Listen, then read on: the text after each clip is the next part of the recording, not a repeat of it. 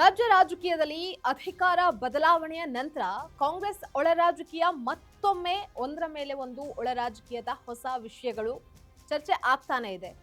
ಒಂದ್ ಕಾಲದಲ್ಲಿ ಅಹಿಂದ ರಾಜಕಾರಣದ ಮೂಲಕ ತಮ್ಮದೇ ಆದ ಭದ್ರ ಮತ ಬ್ಯಾಂಕ್ ಹಾಗೆ ನಾಯಕತ್ವ ಕಟ್ಕೊಂಡಿದ್ದಂತಹ ಸಿದ್ದರಾಮಯ್ಯ ಇವತ್ತು ತಮ್ಮದೇ ಆಪ್ತ ವಲಯದ ನಾಯಕರ ಬಗ್ಗೆ ಅನುಮಾನ ಪಡುವಂತಹ ಪರಿಸ್ಥಿತಿಗೆ ಬಂದಿದ್ದಾರೆ. ಅಹಿಂದ ಬಳಗದವರೇ ಸಿದ್ದರಾಮಯ್ಯ ಅವರಿಗೆ ಬೆನ್ನಿಗೆ ಚೂರಿ ಹಾಕಿದ್ರಾ? ಅಹಿಂದ ಕೋಟೆ ಬಿರುಕು ಬಿಟ್ಟಿದ್ಯಾಕೆ? ಇದು ನಂಬಿಕೆ ದ್ರೋಹನಾ? ಅಹಿಂದ ಪಿಲ್ಲರ್ಗಳಿಗೆ ರಾಜಕೀಯ ಅನಿವಾರ್ಯತೆಯ? ಇದೆಲ್ಲದರ ಕುರಿತಾಗಿ ಕಂಪ್ಲೀಟ್ ಡೀಟೇಲ್ಸ್ ಅನ್ನ ನೋಡ್ತಾ ಹೋಗೋಣ. ವೀಕ್ಷಕರೇ, ನೆಲ ಜಲ ಭಾಷೆಗಾಗಿ ಪ್ರಾಮಾಣಿಕ ಪತ್ರಿಕೋದ್ಯಮ. ನೀವು ನೋಡ್ತಾ ಇದ್ದೀರಾ ಫೋಕಸ್ ಟಿವಿ. ನಾನು ನಿಶ್ಚಿತ.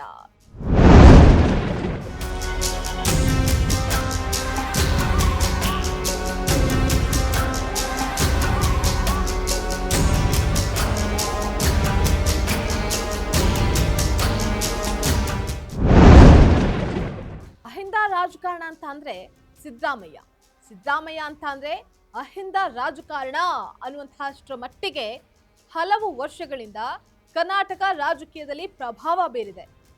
ಅಲ್ಪಸಂಖ್ಯಾತರು, ಹಿಂದುಳಿದ ವರ್ಗಗಳು ಹಾಗೆ ದಲಿತರನ್ನ ಒಗ್ಗೂಡಿಸಿ ಕಟ್ಟಿದಂತಹ ಅಹಿಂದ ವೇದಿಕೆ ಸಿದ್ದರಾಮಯ್ಯ ಅವರ ರಾಜಕೀಯ ಶಕ್ತಿಯ ಪ್ರಮುಖ ಆಧಾರವಾಗಿತ್ತು. ಆದರೆ ಅಧಿಕಾರ ಬದಲಾವಣೆಯ ನಂತರ ಇದೇ ಅಹಿಂದ ವಲಯದಲ್ಲಿ ಹೊಸ ರಾಜಕೀಯ ಚಟುವಟಿಕೆಗಳು ನಡೀತಾ ಇರೋದ್ರ ಬಗ್ಗೆ ಕಾಂಗ್ರೆಸ್ ವಲಯದಲ್ಲಿ ಚರ್ಚೆಗಳು ಸಹ ಜೋರಾಗ್ತಾ ಇದೆ.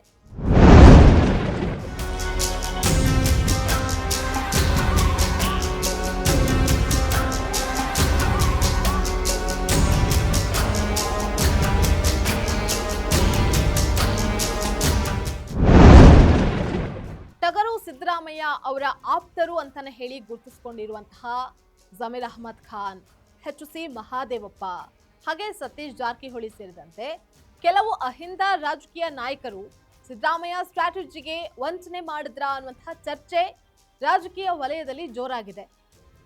ಹೊಸ ಮುಖ್ಯಮಂತ್ರಿ ಡಿಕೆ ಶಿವಕುಮಾರ್ ಅವರೊಟ್ಟಿಗೆ ಉತ್ತಮ ಬಾಂಧವ್ಯವನ್ನ ಬೆಳೆಸಿಕೊಳ್ತಾ ಇರುವಂತಹ ಈ ನಾಯಕರು ಭವಿಷ್ಯದ ರಾಜಕೀಯ ಲೆಕ್ಕಾಚಾರದಲ್ಲಿ ತಮ್ಮ ಸ್ಥಾನವನ್ನ ಗಟ್ಟಿ ಮಾಡಿಕೊಳ್ಳುವಂತಹ ಪ್ರಯತ್ನದಲ್ಲಿದ್ದಾರೆ ಅನ್ನುವಂತಹ ಮಾತುಗಳು ಕೇಳ್ಬರ್ತಾ ಇದೆ.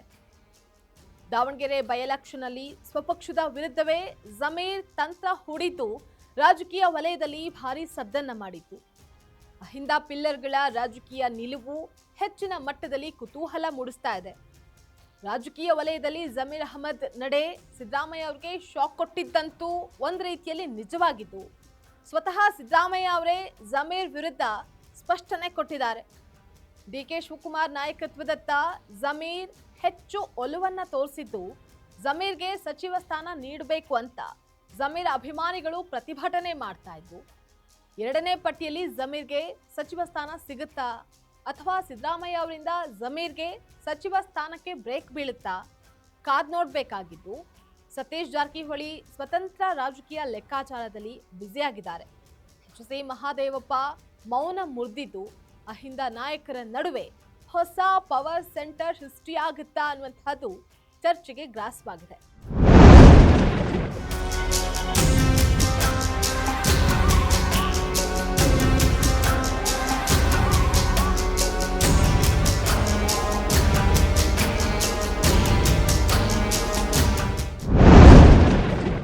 ಜಮೀರ್ ಅಹಮದ್ ಖಾನ್ ಅಲ್ಪಸಂಖ್ಯಾತ ಸಮುದಾಯದ ಪ್ರಬಲ ಮುಖವಾಗಿದ್ದಾರೆ.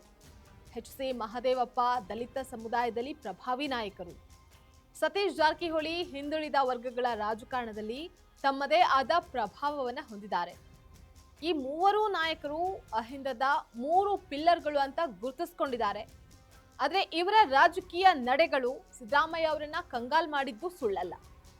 ಡಿಕೆ ಶಿವಕುಮಾರ್ ಅಧಿಕಾರಕ್ಕೆ ಬಂದ ಬಳಿಕ ಸರ್ಕಾರ ಮತ್ತು ಪಕ್ಷದ ಒಳಗೆ ತಮ್ಮ ಪ್ರಭಾವವನ್ನು ಉಳಿಸಿಕೊಳ್ಳೋದಕ್ಕೆ ಅಹಿಂದ ನಾಯಕರು ಸರ್ಕಸ್ ಮಾಡ್ತಾ ಇದ್ದಾರಾ? ಸಿದ್ದರಾಮಯ್ಯ ಅವರನ್ನ ಸಿಎಂ ಕುರ್ಚಿಯಿಂದ ಕೆಳಗಿಳಿಸಿದ್ದು ಇನ್ನು ಮುಂದೆ ಇವರ ಆಟ ನಿಲ್ಲುತ್ತೆ ಅಂತ ಅಹಿಂದ ನಾಯಕರು ರೂಟ್ ಚೇಂಜ್ ಮಾಡಿದ್ದಾರೆ ಅನ್ನುವಂತಹ ಚರ್ಚೆ ಕೂಡ ಜೋರಾಗಿದ್ದು ಸುಳ್ಳಲ್ಲ.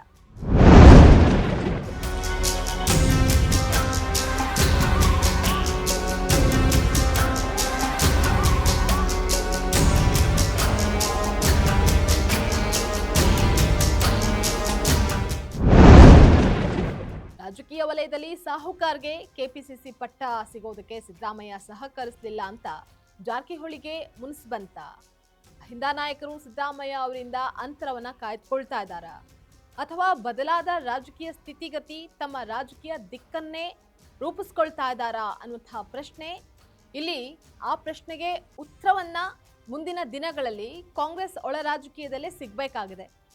ಈಗಾಗಲೇ ಅಹಿಂದ ರಾಜಕಾರಣದ ಭವಿಷ್ಯ ಮತ್ತು ಅದರ ನಾಯಕತ್ವದ ಕುರಿತ ಚರ್ಚೆ ಮಾತ್ರ ರಾಜ್ಯ ರಾಜಕೀಯದಲ್ಲಿ ಹೊಸ ಕುತೂಹಲ ಮೂಡಿಸಿದೆ.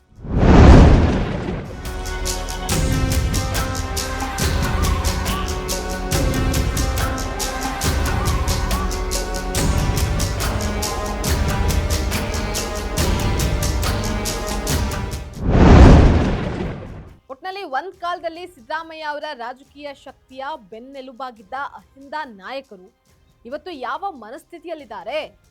ಜಮೀರ್, ಮಹದೇವಪ್ಪ ಮತ್ತು ಸತೀಶ್ ಜಾರಕಿಹೊಳಿ ಅವರ ರಾಜಕೀಯ ನಡೆಗಳು ಕೇವಲ ಅಧಿಕಾರಕ್ಕೆ ತಲೆ ಕೊಟ್ರ?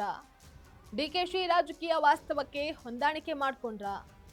ಅಥವಾ ಅಹಿಂದ ರಾಜಕಾರಣದಲ್ಲೇ ಹೊಸ ಅಧ್ಯಾಯ ಶುರು ಮಾಡ್ತಾರಾ?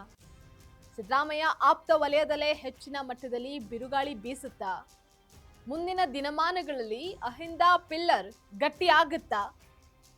ಕಾದ್ ನೋಡ್ಬೇಕಾಗಿದೆ. ಇದಾಗಿತ್ತು ಈ ಕ್ಷಣದ ಪೊಲಿಟಿಕಲ್ ಅಪ್ಡೇಟ್. ನೆಲ ಜಲ ಭಾಷೆಗಾಗಿ ನೋಡ್ತಾ ಇರಿ ಫೋಕಸ್ ಟಿವಿ.